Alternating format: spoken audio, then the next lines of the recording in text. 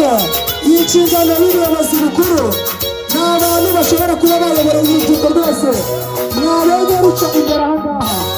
Reka dusabe rero uyu mwana uri aha ngaha kugira ngo badufashe tukamwitaza kumukandagira ugasangana nawe ntatangira ati bimeze bite. Amashyi menshi cyane rero kuri aba ngaba mu by'ukuri twese tubivuga.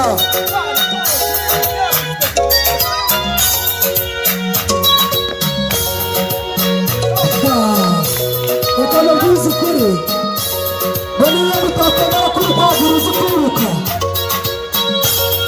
wabibonera aha ngaha. Abantu twese rwose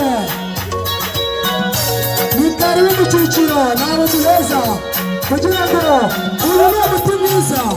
Abantu bose mwabuze umuti wabakiriza umugongo, umuti wabakiriza rubagimpande. Reka mbabwize ukuri ko itara ry'Imana bamugira hari sinzi ko wakwiriye gukora ibi ngibi ingingo zawe zose zikora mu ngingo zose uko ziboneye. Hariyo parera ari imbere ari inyuma utangira gufata ibintu bigendanye n'umugongo na rubagimpande.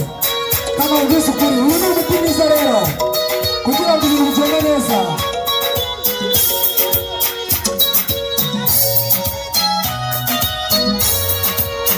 Aba ngaba ni aba kapiteni training cyangwa se abari kwitoza mu ishuri ryo guhabwa impeta yo kuba bayobora abandi mu bigendanye n'imyiyereko. Aba ngaba bari ku ishuri buriya bari kwitoza kugira ngo nibura iyo mpeta nabo baze kuyihabwa kugira ngo babashe kuba bayobora abandi mu myiyereko. Amazina agiye akurikiraho iki? Aha bose buri muntu wese ari kureba kugira ngo babashe guhanga amaso aha ngaha. Master David Captain Training Sebeza Dominique. Aha nabica batangiye guhaguruka kugira ngo barore rwose Dominique ati bimeze bitika kama byose ukuri. Aha tutwega dufite ingendo yacu itandukanye. Reba kurikira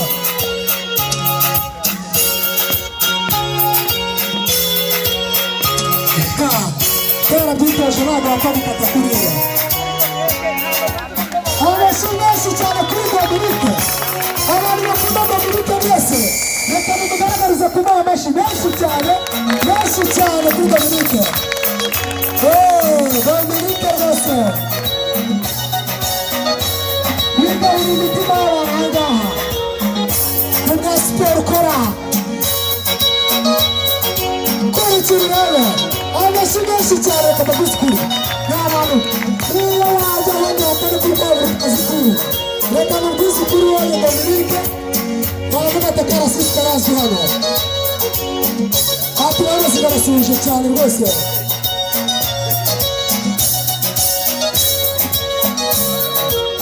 Reba kurikira amashyi menshi cyane kuri Dominique. Dominique wagira ngo hari ahantu bari kunyerera kandi mu by'ukuri niko hameze ni ibisanzwe ariko wagira ngo hari kunyerera mu by'ukuri.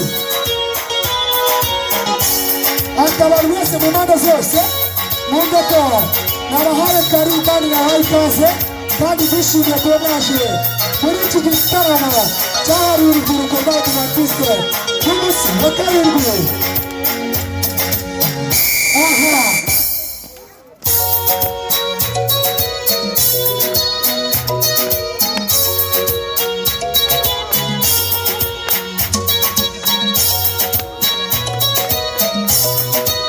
amashyi menshi rero nukuvuga abantu reka mbabwize ukuri niyo bavuga ko abajene batazi kwitoza. Amashyi menshi rero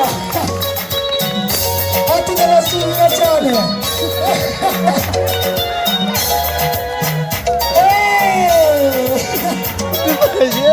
Amashyi menshi ku muyobozi wacu w'itorero. Amashyi menshi ku muyobozi nibyo cyane rwose. Pasiteri ati rwose njyewe uyu muhungu ukunda atabazamwemerera nzabisigaho nta wundi mbajije.